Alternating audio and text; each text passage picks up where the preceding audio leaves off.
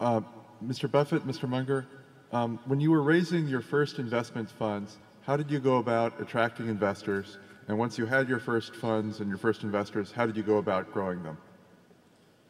Sounds to me like a man that's about ready to start a hedge fund.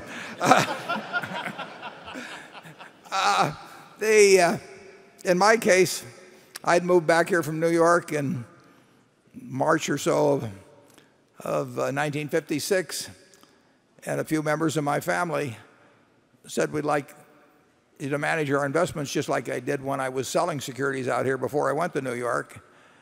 And I didn't like being in the securities selling business, partly because if I sold somebody a stock at 20 and it went down to 10, I wanted to buy more, but I couldn't face the idea of people that had bought it at 20 and based only on confidence in me, not because they understood it, and now they were feeling depressed. And it just wasn't very satisfactory. I could not do as well managing money if people were watching every decision as I could if I did it in a room all by myself. So I just told these 7 members of the family, one of them actually it was my roommate in college and his mother, they came in also. I said, if you'd like to join up in a partnership, I'm not going to tell you what's going on, but I will tell you that I will be doing with my own money what I'm doing with yours. Later on, I put all my own money in.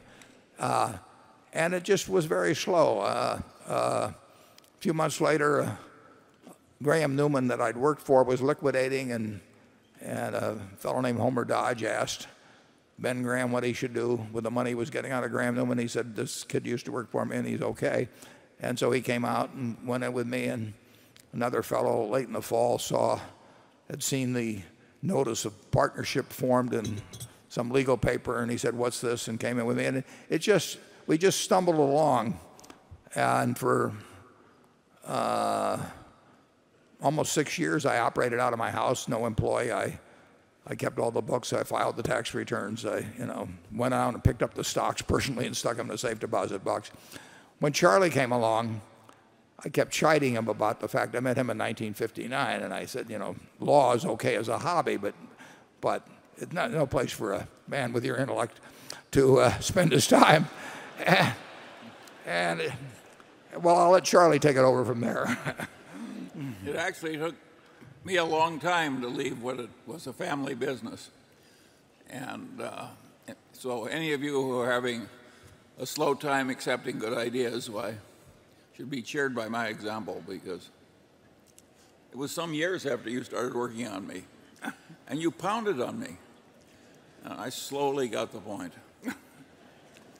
And he was asking about attracting money. Well, of course, it helps if you conducted yourself in life so that other people trust you. And then it helps even more. Is he explaining why I was so slow and he was so fast? Then it helps even more if other people are right to trust you. So the formula is quite simple. We're first one, then the other. Unfortunately, with the present fee structure, just attracting money rather than performing with it can be enormously lucrative. So the skill of attracting money may be, at least in the short run, and maybe the intermediate run, it may be a more important quality than the ability to manage money. But neither one of us ever charged any fixed fee of any kind. Am I right on that, Charlie? Well, we stopped taking any significant overrides on other people's money at very young ages and at very small amounts of net worth. I wish our example were more common, but I like our compensation practices too, and they're spreading slowly.